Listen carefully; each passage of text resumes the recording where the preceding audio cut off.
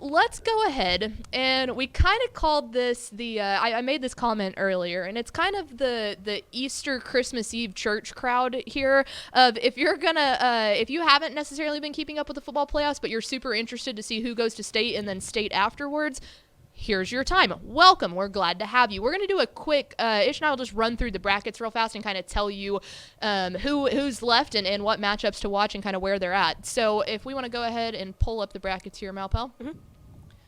We will start off with a quick note here on the 1A ranks, and we have our state championship matchup pinned here between these two. So in 1A Division II, the state championship game will be Motley County. They had a 66-20 win over Klondike and Strawn, who 45 to Richland Springs. Ooh. So holy cow.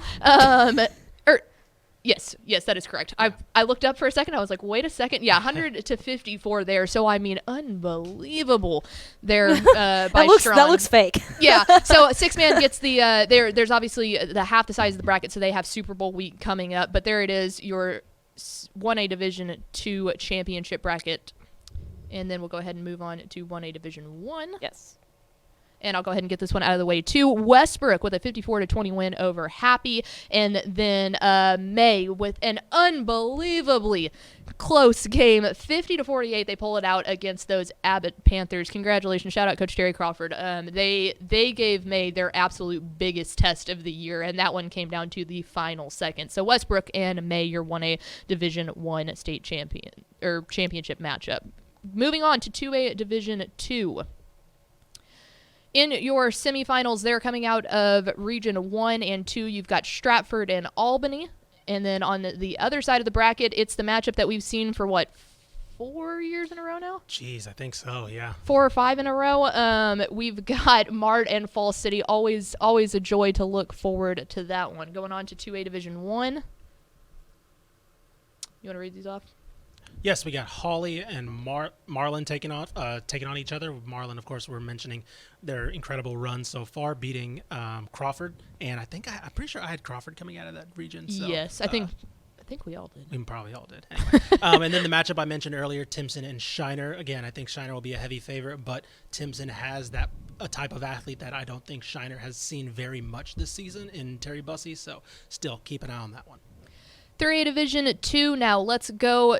Coming out of Region 1, we've got Lubbock Roosevelt. They are 14-0 on the season, and this is a battle of unbeatens in the state semifinal, which is insane because coming out of Region 2 is Gunner. That'll be 7 p.m. Friday at Abilene's Anthony Field, and this is, Gunner is the favorite here. Mm-hmm. But we kind of talked about it. We're like, man, they can't get caught sleeping on Roosevelt or they're going to have some issues there. And then coming out of the right side of the bracket, our Region 3 winner was Wascom, and they will be taking on the reigning state champ coming out of Region 4 in Franklin. No, they were not. Franklin win last year? Or yeah. Canadian? Yes, they did. No, Canadian won. Yes. That was a wild game. Yeah. That one came down. I think Canadian hit that deep pass with 20 seconds to go or something like that. So Franklin is trying to get through to the state championship because this is a little bit of revenge tour there. Mm-hmm. We got 3A moving on to 3A D1. We got Brock and Mount Vernon. Speaking of teams that are clicking right now, Brock is just absolutely dunking on people. Like that. This is a team that graduated a pretty talented senior class last year. And a new coach, coach coming in as well. For them to be here and looking this good, mm-hmm. I think is really a testament to what they have rolling there. Then on the other side, of course, we have Lorena and Lago Vista. Lago Vista, a team that I always heard about going when I was in school, never quite could get past get through mm-hmm. to the state semis. So I'm really happy to see what they've got going on. I believe, I could be wrong, I believe this is their first state semifinal appearance as well. So congratulations to them down there. 4A Division 2, moving on here. Out of Region 1, Salina, they have a shutout win over Aubrey, I believe, and they are just operating on all cylinders right there. And then they, according to our computer, are a 10-point favorite over Gilmer. The Buckeyes with Brandon Tennyson are very dangerous as always. Obviously, they made it into the state championship last year, so they're trying to repeat on that, hoping probably for a different outcome in the state championship game. When Carthage lost, they probably like their eyes shot red. They're like, we can do this. Let's do this. Let's go. So here's their shot, and then on the right side of the bracket, coming out of Region 3, have no, you're good. Let me go down here. China Spring, the one that took down the Carthage train, they take down West Orange Stark, and they just looked. I mean, Brian Bell's squad is just that their eyes had to have light up, thinking, man, we can do that. Then they will be taking on Cuero, which is a team that people have got to quit sleeping on because those Gobblers are back, baby. Yeah, I saw them play Navarro actually earlier in the year, and Navarro snuck that one out, and so this one coming out in the favor of the Gobblers was pretty fun to watch. Those two teams are very evenly matched, but Cuero is just playing really, really solid right now. Their wide receivers, in particular, LeBron Johnson's a very talented athletic player, so I'm really curious to see how they match up against China Spring, who is probably the hottest team in the state, maybe, after beating Carthage. Yeah, that will be a heck of a matchup right there. And moving on to 4A D1, Wichita Falls Hershey will take on Stephenville. Stephenville knocking off the two powers in Region 2, I'd say Argyle and Melissa in back-to-back weeks. That's probably, you don't get much more impressive than that in terms of resume. And on the other side, mentioned it earlier, Tyler Chapel Hill and Austin LBJ. This is probably where I will be Saturday at the Star, I believe this is. LBJ trying to be, we'll talk about another inner city school later, but Austin LBJ could technically be the first or second school since Yates, or I forgot, inner city school basically to make it to the state championship game. Of course, SOC is the other school for DISD, but I will be looking forward to Austin LBJ's crowd, hopefully hitting up the Star in Frisco pretty well Saturday. And real fast, that's actually the largest spread that our computer has this week, 17 points in favor of LBJ. So yeah, because LBJ was a favorite preseason, and then so it doesn't surprise me that they started high and they've maintained it. And Chapel Hill kind of is fluctuating. And the computer says, "Ooh, we like that." Right. Yeah, the computer's like, "Oh yeah, of course that's going to be." I don't expect it to be a blowout. Of course, Jeffrey Reardon's team has been clicking in the playoffs, so. Absolutely. On to 5A Division II we go. Lubbock Cooper, a team that we're used to seeing make it pretty far, taking on SOC. That one at 7:30 p.m. Friday at Abilene Shotwell Stadium. We've talked about this one. We are all so excited to watch this game. I think that this is physical.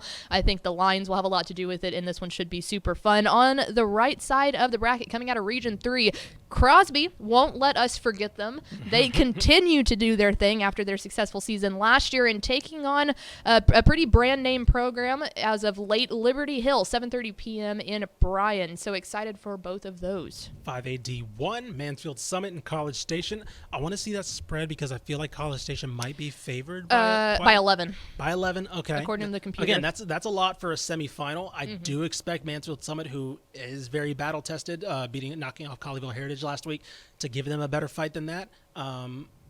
And then on the other side, moving over, Katy Paytow taking on Corpus Christi Flower Bluff, which we will be talking to someone affiliated with that program very soon.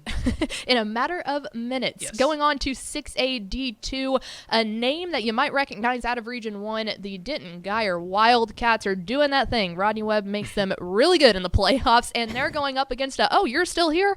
Tomball. And I talked to Cale Helms. It's obviously been the Cale Helms show. I talked to him after the game on Saturday, and he said, people got to quit calling us a Cinderella team. We continue to do this. And I said, sir, you're not wrong. Yeah. And then coming out, they will be facing off against someone out of Region 3 or Region 4, and it's a team.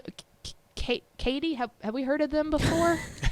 I don't know about that. Gary Joseph, 14-0, is doing his thing, and this is a game that we have been eyeballing all season long, taking on Todd Dodge's squad out of Austin Westlake. And, this is heavy hitters. This is what everyone's been looking forward to. And then lastly, moving on to 6A D1, South Lake Carroll and Duncanville. That is probably, if we're just going off headlines, big picture, mainstream logos and brands. This is it, right? This is the game that you're probably going to be looking forward to. I saw Duncanville's defense this past weekend, very impressive. Apparently South Lake Carroll's defense and offensive line is very impressive as well. So I'm curious to see how that matchup plays out. On the other side, North Shore and Lake Travis. North Shore, who people probably heading into the year were like, Demetrius Davis is gone. Yeah. Maybe it's maybe not the team that we expect them to be. Here they are again. Look at that. Let me tell you, their freshman quarterback, Caleb Brown, can sling it. That kid's like 14 years old, and he's got the arm of a 35-year-old man. I was like, holy cow. All right, maybe 25. Maybe 25. I was gonna say 35 might be pushing it. It's like a I'm trying to think of washed up quarterback. Yeah. I was about to say, that's like going He looks like down a on college their prime. quarterback arm. And then of course taking on Lake Travis, who is just been. I feel like Lake Travis has been like. It's weird saying under the radar, but for Lake Travis, assassin a for like little Lake bit. Travis standards, they've been just kind of like, oh, they're winning again. Like that, you saw them lose to Westlake, and so you're like, oh man, is this really that great of a Lake Travis team? And here they are, state semifinal again. So. Same old there. Well, there you go. So yeah, if you're just joining and are interested in state championship stuff, those are the matchups that we will be watching all weekend. 20 of those, again, 6-man football has the week off there. Super Bowl week, as we call it, as those state championship matchups are set. But we are in for another fantastic thing before we get to state. So we're excited about that. Hey, thanks for watching this clip here on YouTube. If you like this kind of stuff and you want more of it, make sure you subscribe to our YouTube channel. And remember, you can watch us live every weekday at noon at TexasFootball.com, Facebook, Twitch, or here on YouTube. And if you want more of the best coverage of football in the state of Texas, check out TexasFootball.com and become a Dave Campbell's Texas Football Insider at TexasFootball.com/subscribe.